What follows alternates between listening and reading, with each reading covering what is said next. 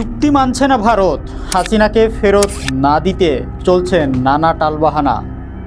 শেখ হাসিনাকে বাংলাদেশে প্রত্যার্পণের অনুরোধ বা দাবিটা যে আসবে তা একেবারেই জানাইছিল। অবশেষে সেটাও এলো। শেখ হাসিনার ভারতে পদার্পণের ঠিক 4 মাস 18 দিনের মাথায় গত সপ্তাহে 23শে ডিসেম্বর সকালে দিল্লির চাণক্যপুরীতে বাংলাদেশ দূতাবাসের পক্ষ থেকে সেই বার্তা বা নোট ভার্বালের আকারে তুলে দেওয়া হলো সাউথ ব্লকে ভারতের পররাষ্ট্র মন্ত্রণালয়ের হাতে। বাংলাদেশের অন্তর্বর্তী সরকারের উপদেষ্টা বা নীতি নির্ধারকেরা বেশ কিছুদিন ধরেই আকারে ইঙ্গিতে বা খোলাখুলি বলে আসছিলেন যে তারা ভারতের কাছে শেখ হাসিনাকে তারা ফেরত চাইবেন, যাতে তাকে গণহত্যার জন্য বিচারের কাঠগড়ায় তোলা যায়। কিন্তু যে কোনো কারণেই হোক, অনানুষ্ঠানিক এই বার্তা বা চিঠি কিন্তু দিল্লির কাছে পাঠানো হচ্ছিল না। অবশেষে সেটা যখন এলো তখন তা এলো নোট ভার্বালের আকারে।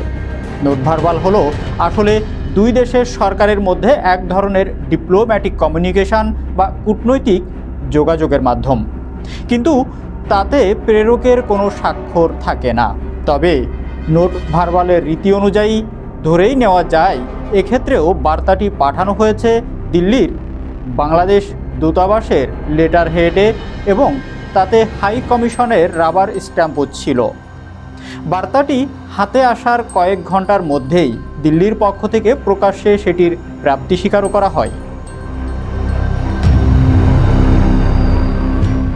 তবে পররাষ্ট্র মন্ত্রণালয়ের মুখপাত্র রণধীর জয়সওয়াল এটাও জানিয়ে দেন যে তাদের এ বিষয়ে এখনই কিছু বলার নেই। এরপর আরও কয়েকদিন কেটে গেছে।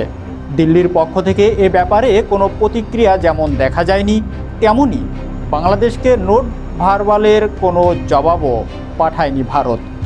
বস্তুত ভারত সরকারের একাধিক গুরুত্বপূর্ণ সূত্র দিল্লিতে আভাস দিয়েছেন তারা এই অনুরোধকে আদেও খুব একটা আমলে দিচ্ছেন না।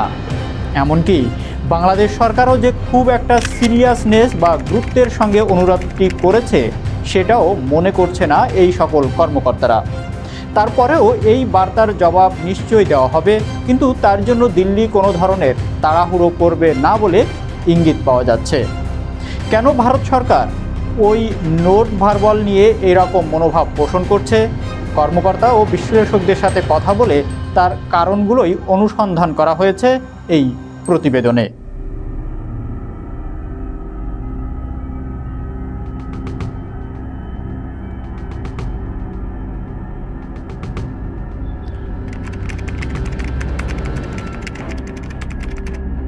বাংলাদেশের অন্তর্বর্তী সরকার যদিও দাবি করছে যে শেখ হাসিনাকে ফেরানোর প্রচেষ্টাকে তারা সর্বোচ্চ অগ্রাধিকার দিচ্ছে, ভারত কিন্তু মনে করছে তাদের পাঠানো বার্তা একটা দায়সারা পদক্ষেপের চেয়েও বেশি কিছু নয়। দিল্লিতে শীর্ষস্থানীয় একজন সরকারি কর্মকর্তা বলছেন, সত্যি যদি বাংলাদেশ এই ব্যাপারটা নিয়ে সিরিয়াস হতো তাহলে তো তারা শেখ হাসিনার বিরুদ্ধে নির্দিষ্ট অভিযোগগুলো কি এবং তার বিরুদ্ধে সাক্ষ্য প্রমাণই বা কী সেই বিবরণও পেশ করত। মানে যেমনটা একটা চার্জশিটে থাকে আর কি, 1-2 পাতার একটা নোটে সেটা থাকতে পারে না তা তো বলাই বাহুল্য।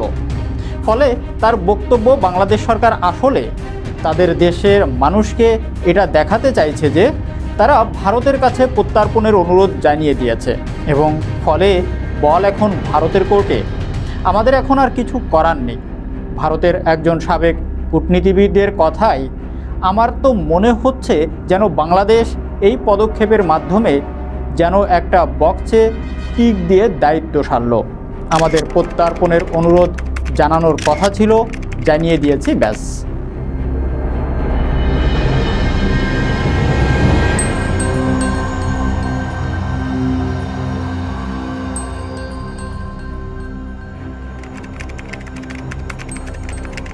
কোনো দেশের সঙ্গে ভারতের প্রত্যার্পণ চুক্তি বা বিশেষ কোনো ব্যবস্থা বা অ্যারেঞ্জমেন্ট থাকলে সেই দেশের কোনো নাগরিককে ভারত তাদের হাতে তুলে দিতে পারে যদি তিনি একজন ফিউজিটিভ ক্রিমিনাল এফসি বা ফেরারি আসামি হন।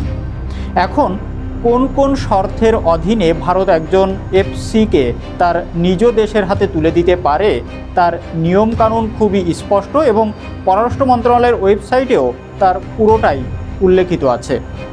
এইসব রীতিনীতি কিছুটা নির্ভর করে বিশেষ ওই দেশের সাথে প্রত্যর্পণ চুক্তির বিশেষ ধারার উপর। তবে মূল ধারাটা সব দেশের ক্ষেত্রেই এক, আর তা হলো যাকে ফেরত চাওয়া হচ্ছে তাকে কোনো প্রত্যর্পণযোগ্য অপরাধের মামলায় ফেরার আসামি হতে হবে। এখন শেখ হাসিনা যখন ভারতে এসে নামেন তখন কিন্তু তার ফেরারি আসামি বা এফসি তার বিরুদ্ধে ছিল না। ভারতের সাবেক শীর্ষস্থানীয় কূটনীতিবিদ পিনাক রঞ্জন চক্রবর্তী এই যুক্তি দেখিয়ে বলেন, মনে রাখতে হবে 5ই আগস্ট তারিখেও শেখ হাসিনার নামে সে দেশে কোনো মামলা ছিল না। ফলে ভারত যখন তাকে আতিথেয়তা দিচ্ছে সেই মুহূর্তে তিনি কিন্তু কোনো ফেরারি আসামি নন। মিস্টার চক্রবর্তী আরও যুক্তি দিচ্ছেন, এখন শেখ হাসিনা দেশ ছাড়ার পর যদি তার বিরুদ্ধে দেশ জুড়ে শত শত মামলা একসঙ্গে দায়ের করা হতে থাকে তাহলে এটা মনে করার যথেষ্ট কারণ থাকতে পারে এগুলো রাজনৈতিক প্রতিহিংসামূলক, যার ভিত্তিতে প্রত্যর্পণের কোনো প্রশ্নই ওঠে না। তাহলে কি ধরেই নেওয়া যেতে পারে অনুরোধ যে আকারেই আসুক বা যতই জোরালো প্রমাণ বা সাক্ষ্য প্রমাণ পেশ করা হোক, ভারত কোনো অবস্থাতেই শেখ হাসিনাকে ফেরত দেবে না?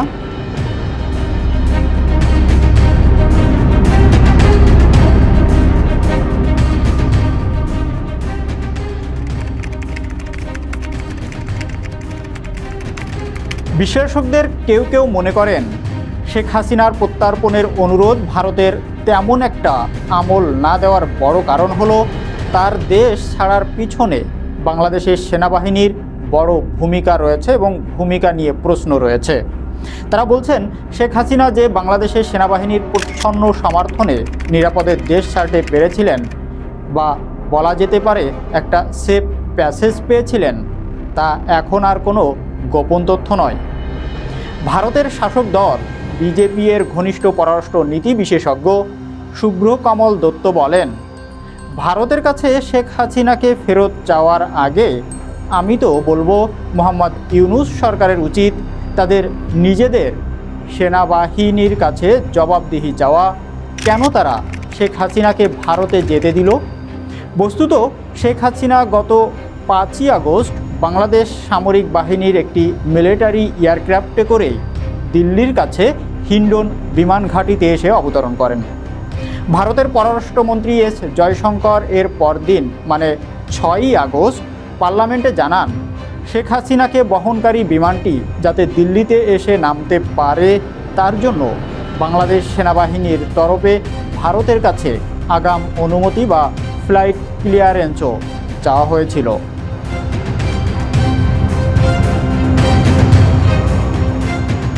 সেই ঘটনার পর থেকে আজ অবধি বাংলাদেশ সেনাবাহিনীর নেতৃত্বে কোনো পরিবর্তন হয়নি। তখনও বাহিনীর প্রধান ছিলেন জেনারেল ওয়াকারুজ্জামান, এখনও তিনিই সেনাপ্রধান আছেন। ফলে যে পরিস্থিতিতেই শেখ হাসিনা ভারতে এসে থাকুন তার পিছনে বাংলাদেশের বর্তমান সেনা নেতৃত্বের একটা সক্রিয় ভূমিকা অবশ্যই ছিল, যা অস্বীকার করা কঠিন, বলছেন মিস্টার দত্ত।